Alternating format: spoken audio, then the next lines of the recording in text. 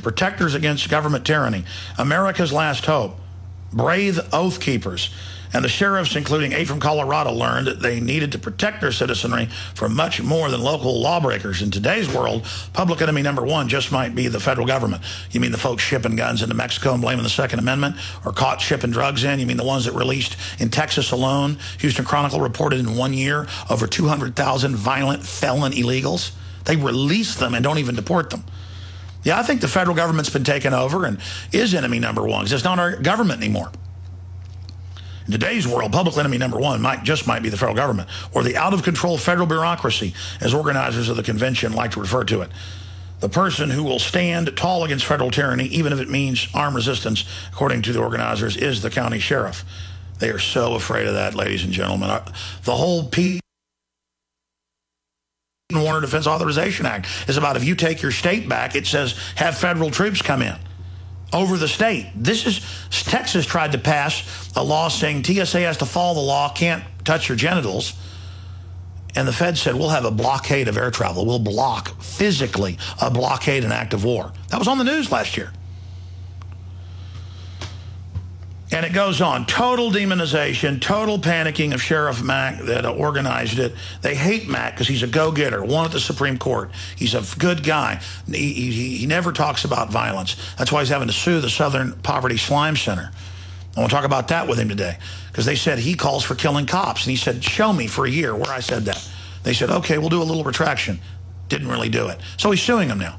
They think they can just do whatever they want. Okay, because they represent the foreign banks taking over this country. Sheriff Mack joins us to talk about this and more today from the Infowars.com studios. And Sheriff, it is good to have you here with us. Give us a report on your event, the meeting, the demonization, and then we'll get into the NDAA, everything we warned about now manifesting, which gives us more credibility than ever. They're so scared of sheriffs rediscovering their duty as elected representatives of the people. How dare someone at a county level actually follow their oath? This is horrible what you're doing. Well, Alex, thanks. Sorry I'm not in Orlando with you. I'd love to be there with you. Yeah, the convention for the constitutional sheriffs was absolutely successful. It was absolutely a miracle. All the volunteers felt it. Alex, I'm telling you, this is the good news of what you and I have been working on for decades.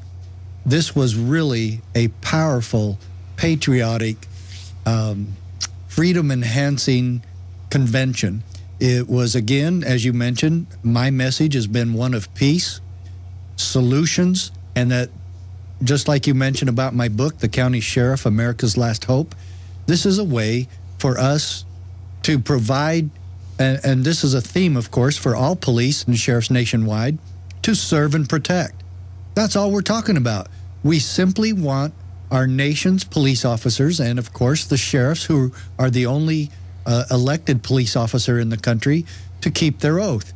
And if government comes in, and as you've mentioned on Infowars on your website, when they declare war on Amish farmers who deal in raw milk, and now they want to put these good, honest Americans in prison and jail and destroy their land and farms, who is it that will... 3 years in prison they're facing. That's in the news today. 3 years in prison now for the Amish, Yeah, and these people have never hurt anybody, and I've been helping Vernon Hershberger in Wisconsin, who deals in raw milk, and I was on his farm, and I ate a complete farm organic meal with him and his kids, and I drank raw milk in public, and also at our convention with the sheriffs at lunchtime, I had Max Kane bring in some raw milk, and I drank raw milk in front of all the sheriffs, so they could see how stupid this is and how silly. And the comparison that I make there with the raw milk is I compare it to Rosa Parks. And our government just brags now that we don't arrest people anymore for failing to get to the back of the bus. Well, that's a flat-out lie. All we have done is switch it to other people. And isn't it absolutely hypocritical and so stupid that we claim that we don't arrest people for failing to give their seat to a white man, but we will arrest you and put you in jail for 3 years, as you mentioned, for not pasteurizing your milk. And that's how stupid our government has gotten, and that's why I have work so hard with the sheriffs so that they know and understand that they are the ultimate line in the sand. They are the ultimate defense for the people in this country. And there should not be one Amish farmer or any atheist farmer, for that matter, I don't care what religion they are, not go to jail because they deal in raw milk or they don't pasteurize their milk. How absurd can we get? And I even have a compromise that would even allow government to get involved in this issue that the Amish farmers and other farmers are not against. Just simply put a sign in front of the farm stating the same thing that cigarettes say. Warning, this product might be dangerous to your health. What's wrong with that? We put it on the cigarettes, which we know are going to kill people. Well, let me stop you right there. Let me stop you right there. Go ahead.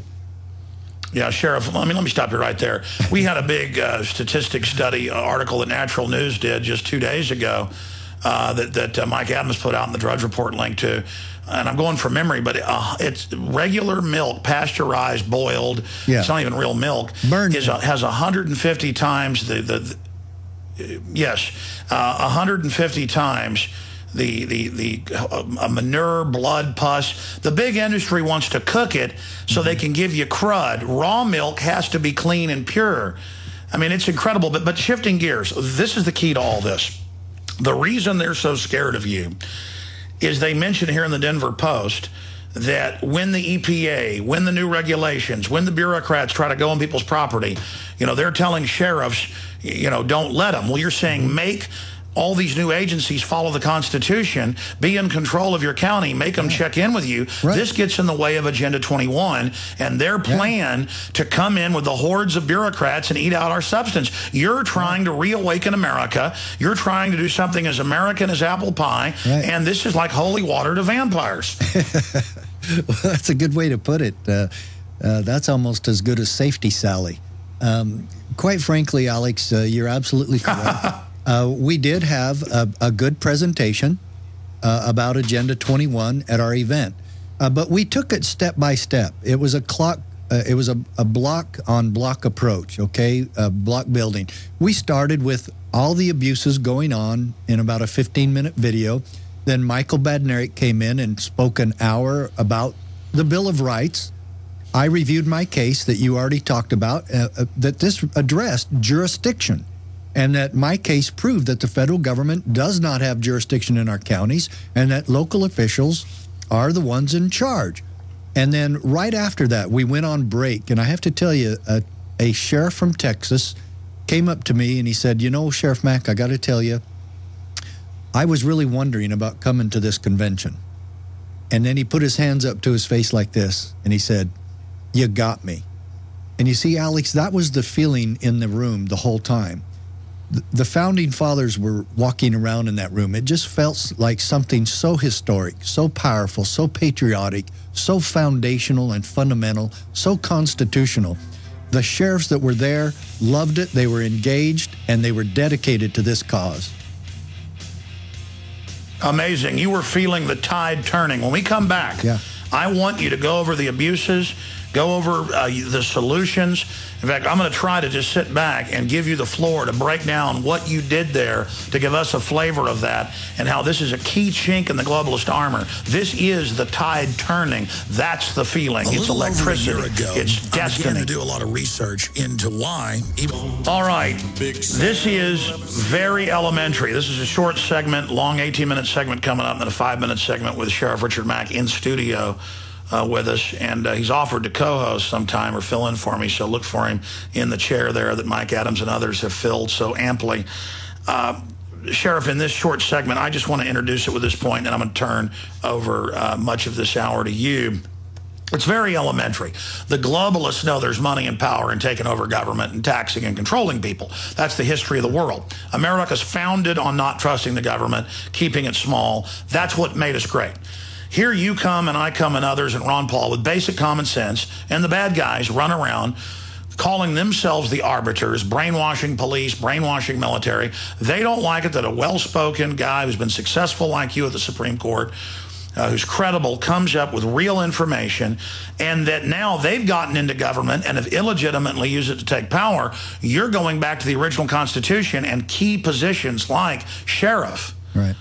And to a certain extent, police chief as well, but nothing like sheriff. It's elected. Right. Again, elected, keyword, the people, and saying checkmate to the power grab. And they don't like this idea of conservatives, constitutionalists, running for sheriff, converting sheriffs. So we left off with the electricity in the room, right. Sheriffs coming up that went there because their constituents asked them to go, saying, I came with an open mind, but I'm sold now just on the common sense. Go ahead.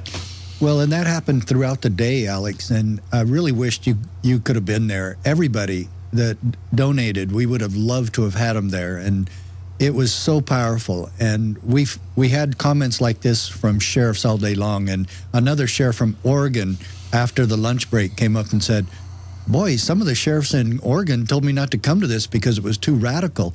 There's nothing radical about this. It's just the Constitution. And again, another testimonial about what we were really doing there.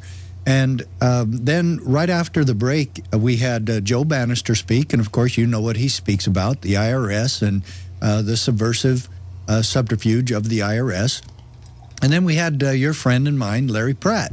And he spoke about the Second Amendment. And of course, the attacks of our own government towards the Second Amendment, our right to keep and bear arms. And of course, he talked about Fast and Furious, and you just spoke about this as well, and that the intent of the Fast and Furious project was a backdoor approach to create more gun control in this country and blame Arizona gun shows and gun shops on the infiltration of firearms to Mexican cartels. In actuality, this was the BATF, and this was a murder and one of the biggest conspiracies in the history of our country, and probably the most horrific conspiracy by our own government since the assassination of JFK.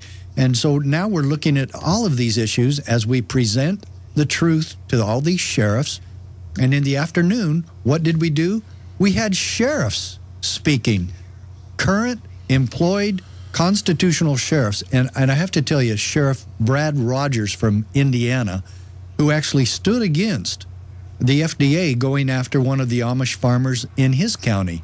And the remarkable thing about this incident with David Hostetler, the Amish farmer, was that he had already passed every inspection the FDA threw at him.